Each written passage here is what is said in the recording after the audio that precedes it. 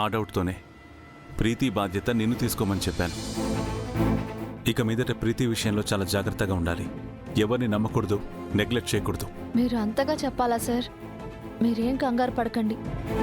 ప్రీతిని కంటికి రెప్పలా నేను చూసుకుంటాను. Thank you Ganga. థ్యాంక్స్ ఎందుకు సార్, ఇది నా బాధ్యత.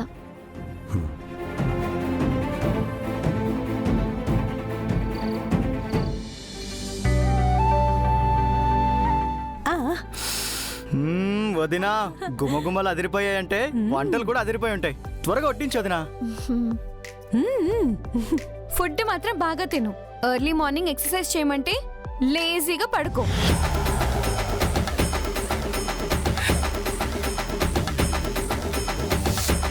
అవునరా, నువ్వు మండే నుంచి డైట్ చేస్తానన్నావు, మర్చిపోయావా? మండే నుంచి చేస్తా అన్నాను. ఏ మండే అని చెప్పలేదుగా.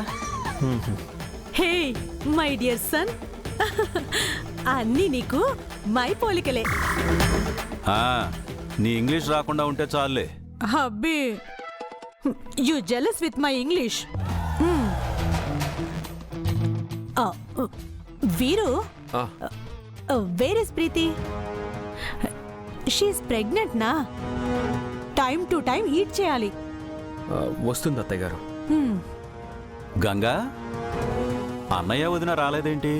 పిలవలేదా? నేను పిలిచే వచ్చాను, ఇంకా రాలేదేంటో. ఎందుకో కాస్త డల్గా కనిపించారు. అవునా, నేను వెళ్ళి చూసొస్తాను. గంగా, వాడని డిస్టర్బ్ చేయకు. రేపు భాను సంవత్సరేకం కదా.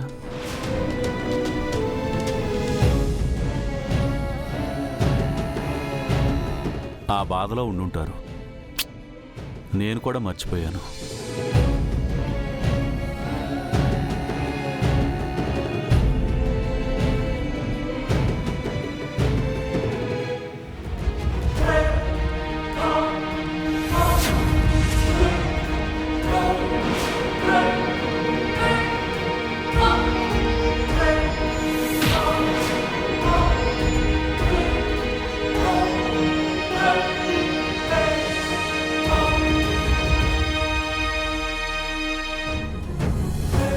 అమ్మా అమ్మా అమ్మా అమ్మా అమ్మా, రామ్మా. అమ్మా వచ్చేయ్, రామ్మా.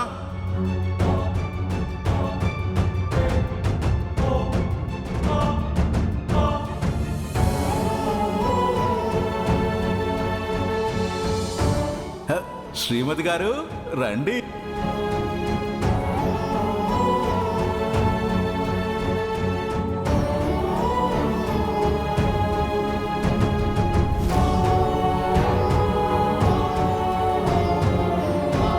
ఆశ కన్నా ఆశయం గొప్పదిరా. అంటే నువ్వు నాకు సపోర్ట్ చేస్తున్నావు కదా? 100% సపోర్ట్ చేస్తున్నా.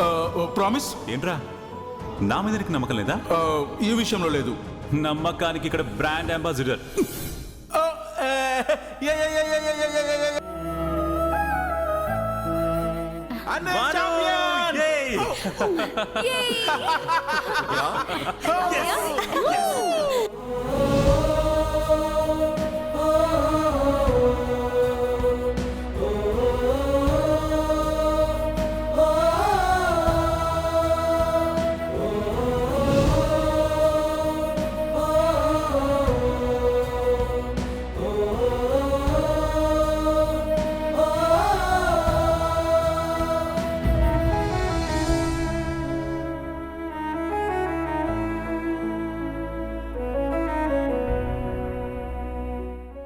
అయితే ప్రీతి కూడా అందుకే భోజనానికి రాలేదనుకుంటాను. సార్ కూడా డల్గా ఉన్నారు.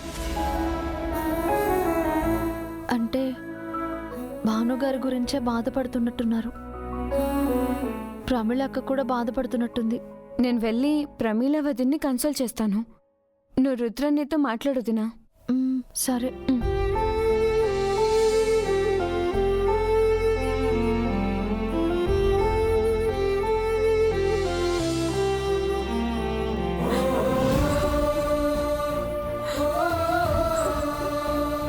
వదినా, ప్లీజ్ ఏడోకు వదినా. వదినా, ఏడవకు వదినా. సార్, భానుగారిని గుర్తు చేసుకుని బాధపడుతున్నారా? వాడిని అసలు మర్చిపోతే కదా గుర్తు చేసుకోవడానికి. వాడి జ్ఞాపకాలు ఎప్పుడూ నన్ను వెంటాడుతూనే ఉంటాయి. భాను చనిపోయి కూడా అందరి జ్ఞాపకాల్లో బతికే ఉన్నాడు. కానీ నేను బతికుండి కూడా ప్రాణాలతో లేనట్టుగానే ఉన్నాను. అలా మాట్లాడకండి సార్. ఇంకెలా మాట్లాడిన ఇందుమతి?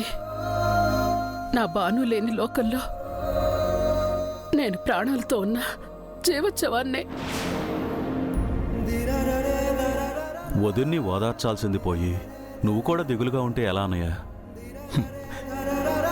తనది ఓదారిస్తే తగ్గిపోయే బాధ కాదు రాఘవ. అలా తగ్గేవే అయితే శకుంతల కార్చిన కన్నీళ్లలో భాను జ్ఞాపకాలు ఎప్పుడూ కరిగిపోయిండేవి. కన్నీళ్లలా కరిగిపోవడానికి భాను ఏమి జ్ఞాపకం కాదు. వాడెప్పుడూ నా కళ్ళ ముందే ఉండే రూపం. భాను చనిపోయాడన్నది ఒక్కటే కాదు, భానుని చంపేసి మన కళ్ళ ముందే దర్జాగా తిరుగుతున్న వీరుని ఏం చేయలేకపోతున్నాననే నిస్సహాయ స్థితిలో ఉన్నాను చూడు, అది ఇంకా బాధగా ఉంది. మీరు పెద్దోరు గురించి, అమ్మగారి గురించి, ముఖ్యంగా ప్రీతి గారి గురించి ఆలోచించి మౌనంగా ఉన్నారే కానీ వీరుని క్షమించి కాదు కదా సార్. కర్మ ఎవరిని వదిలిపెట్టదు. ఆ వీరు పాపం పండే రోజు వస్తుంది. అతని నిజ స్వరూపం, మీ నిజాయితీ అన్నీ బయటపడతాయి. అతని తప్పుకి శిక్ష పడటమే కాదు, మిమ్మల్ని అనుమానించినందుకు, ఎన్నాళ్ళు మిమ్మల్ని ద్వేషించినందుకు అమ్మగారు కూడా పశ్చాత్తాపడతారు, మిమ్మల్ని క్షమిస్తారు. నాకింత కడుపు కోతను మిగిల్చిన తనని నేనెప్పటికీ క్షమించను. అలా అనకండి వదిన. రేపు జరగబోయే భాను సంవత్సరికానికి మన కుటుంబం అంతా వెళ్ళాలి. రుద్ర రాకూడదంటే ఎలా? రుద్ర కూడా ఏ కుటుంబమే అనే విషయం మర్చిపోకు శకుంతల. రుద్ర రాకపోతే భాను ఆత్మకి శాంతి ఉండదు. కానీ ఆ రుద్ర నా కళ్ళ ముందు కనిపిస్తే నాకు మనశ్శాంతి ఉండదు. అందుకే రేపు ఆ కార్యక్రమానికి రుద్ర రాకూడదు. అనయ్య, సిస్టర్, నువ్వైనా. రాఘవ, మీ వదిన ఇష్ట ప్రకారమే జరగని. రుద్రకి నేను నచ్చ చెప్పుకుంటాను, తను అర్థం చేసుకుంటాడు. ఈ భాను చచ్చి సంవత్సరం అవుతుంది అనుకుంటాను. ఇది ఇంట్లో అందరికీ సాడ్ థింగ్, నాకు మాత్రం స్వీట్ మెమరీ. మనకి బాధ లేకపోయినా ఉన్నట్టు పైకి నటించాలి కదా బ్రో. అందరూ వెళ్ళిపోయినా మనం ఇలా తింటూ కూర్చుంటే బాగోదేమో. ఏం పర్లేదు ఇష్క, ఈ ఇంట్లో నేనేం చేసినా ఇది తప్పు అని జడ్జ్ చేసే ధైర్యం ఎవ్వరికీ లేదు.